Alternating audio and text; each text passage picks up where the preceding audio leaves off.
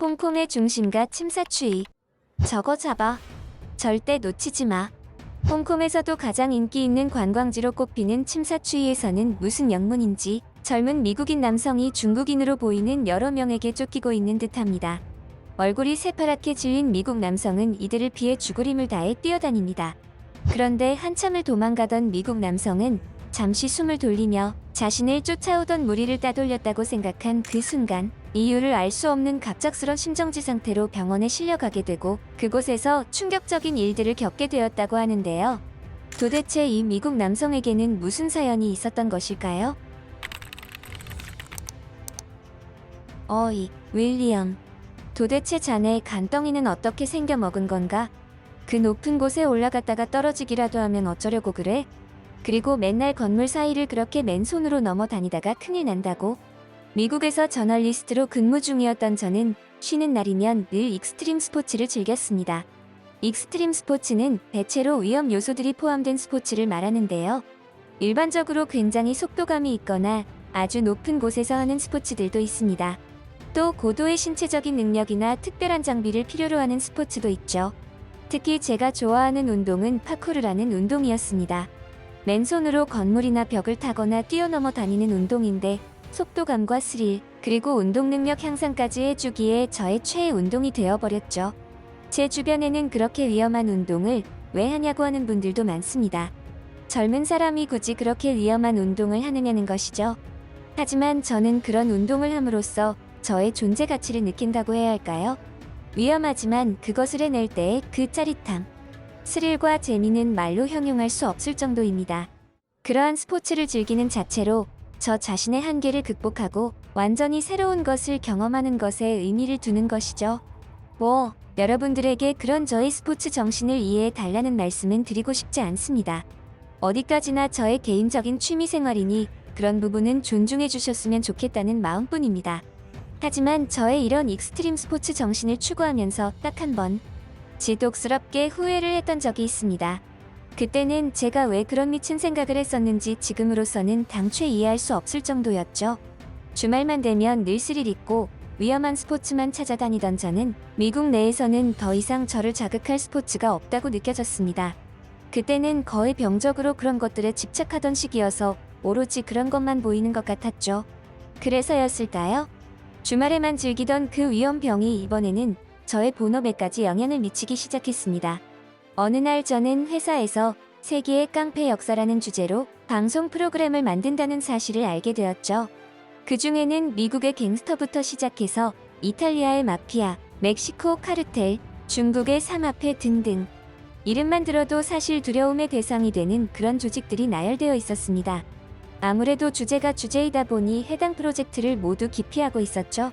저는 그때 희열을 느꼈습니다. 바로 이거다. 내가 찾던 스릴, 그동안 내가 느껴보지 못한 새로운 형태의 스릴이 바로 이것이라고 생각이 되었던 겁니다. 그래서 저는 곧바로 직장 상사에게 해당 프로젝트에 참여할 것을 어필했고 어차피 아무도 안 해서 잘못하면 없어질지도 모를 프로젝트였기에 곧바로 수락하더군요. 수많은 조직 중에서 저는 중국의 사마페 조직을 조사하고 인터뷰를 따오는 역할을 맡았습니다. 솔직히 이때는 정말 몰랐습니다. 저에게 그런 일들이 생기게 될지는 말이죠. 그 길로 곧바로 홍콩에 도착한 저는 하루 정도의 여유가 있어서 홍콩의 음식들을 먹으러 다니며 간만에 여행을 온 기분을 내면서 즐거움을 만끽했습니다. 그리고 다음 날부터 곧바로 홍콩 내를 돌아다니며 사마페에 대한 정보를 캐고 다녔죠. 사실 제가 홍콩에 온 것도 사마페의 주 활동지라는 정보를 들었기 때문이었습니다. 그래서 제일 먼저 홍콩의 중심가로 불리는 침사추이 쪽에서 주민들을 상대로 사마페에 대한 정보들을 물어보고 다녔던 것이죠. 그런데 주민들은 사마페라는 이름을 들먹이자 하나같이 문을 닫아버리거나 인터뷰에 응하지 않는 사람들이 많았습니다. 아마도 두려운 것이겠죠. 하지만 의외였습니다. 그냥 이름을 듣는 것만으로 저렇게 거부 반응을 보일 줄은 몰랐거든요. 제가 아마도 미국인이어서 그럴지도 모른다고 생각했습니다. 하지만 그대로 포기할 제가 아니었죠. 최대한 어르고 달래서 겨우 정보를 얻고 인터뷰를 따내고 있었습니다.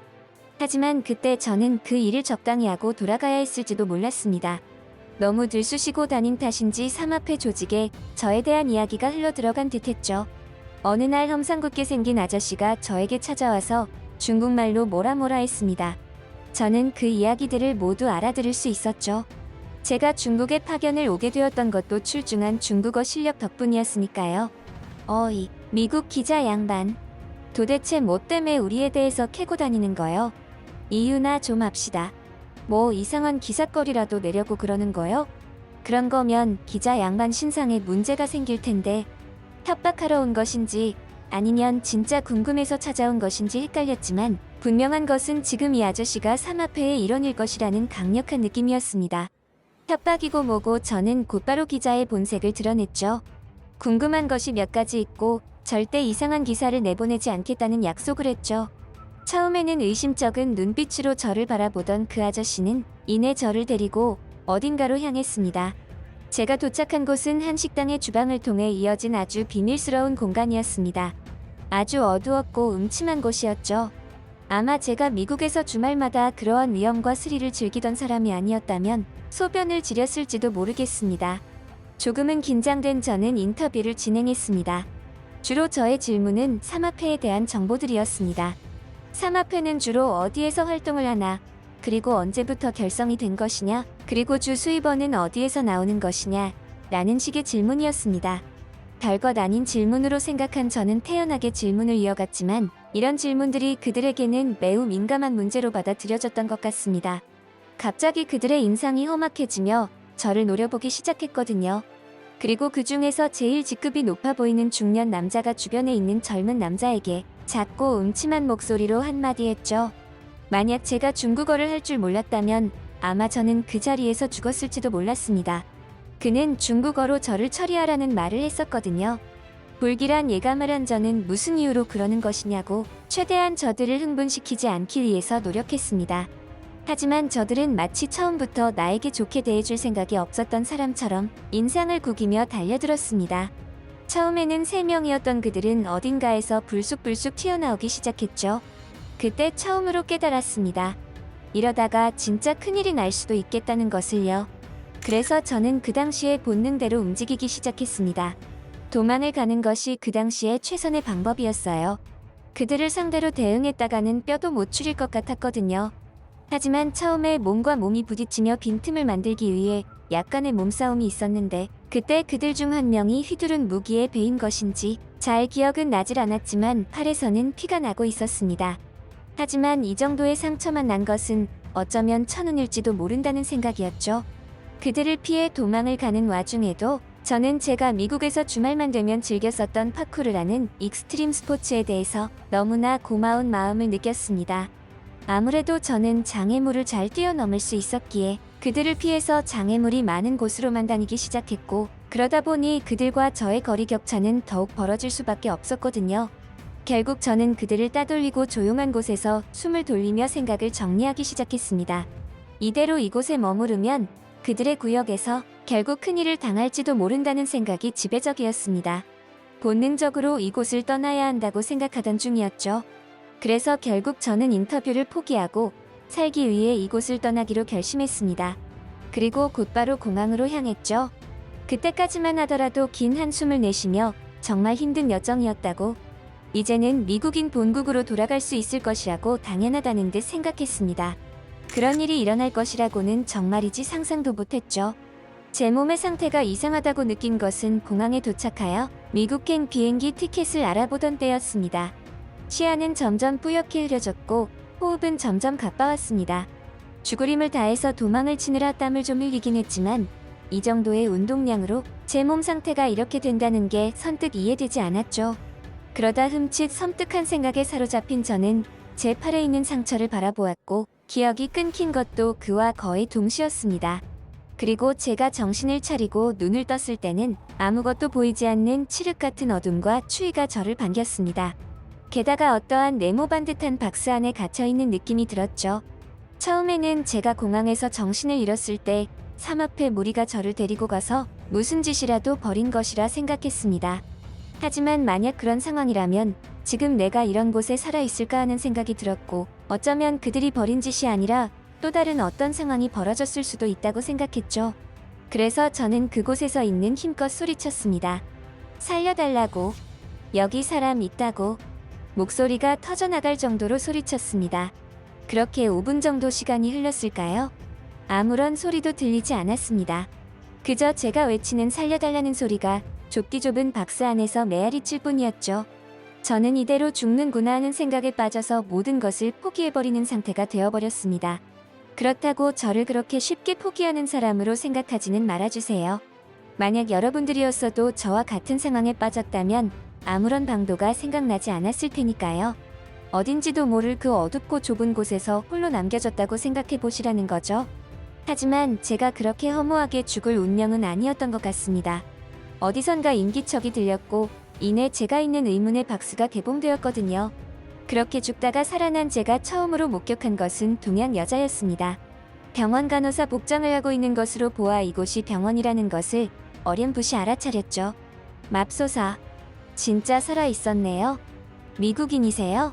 아, 저는 한국인이고 이곳 병원에서 간호사로 근무 중입니다. 어떻게 된 건지 혹시 기억나세요? 세상에 이런 일이. 홍콩 병원에서 근무 중인 한국인 간호사라고 소개한 그녀의 말에 따르면 저는 이곳 병원의 긴급 환자로 후송되었고 병원에 도착 당시 심장 박동은 끊긴 상태였다고 했습니다. 게다가 몸도 완전히 굳어버린 상태였다고 했죠.